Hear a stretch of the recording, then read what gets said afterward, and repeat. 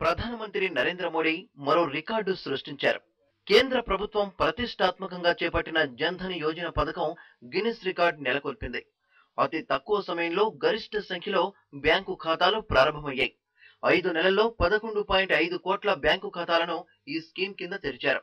ఇది అరుదైన రికార్డని గిన్నిస్ అధికారులు సర్టిఫికేట్ కూడా జారీ చేశారు.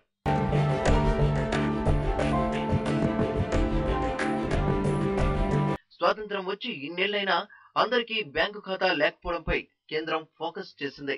అత్యవసర పరిస్థితుల్లో పేదలు అధిక వడ్డీకి రుణాలు తీసుకుంటున్నారని, దీంతో వారు అనేక కష్టాలు పడాల్సి వస్తోందని గుర్తించింది. గతేడాది ఆగస్టు 28వ తేదీన ఢిల్లీలోని విజ్ఞాన భవన్లో జన్ధన్ యోజన పథకాన్ని ప్రధాని నరేంద్ర మోడీ ప్రారంభించారు. ఈ ఏడాది జనవరి 26వ తేదీ కల్లా 7.5 కోట్ల మందిని ఈ పథకం కిందకు తీసుకురావాలని లక్ష్యంగా పెట్టుకున్నారు.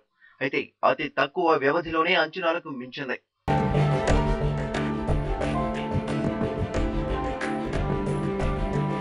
జన్ధన్ యోజన కింద ఇప్పటి వరకు 11.5 కోట్ల బ్యాంకు ఖాతాలు తెరిచారు. దీంతో దేశంలోని 99.74% కుటుంబాలు జన్ధన్ యోజన పరిధిలోకి వచ్చాయని కేంద్ర ఆర్థిక శాఖ మంత్రి అరుణ్ జైట్లీ చెప్పారు.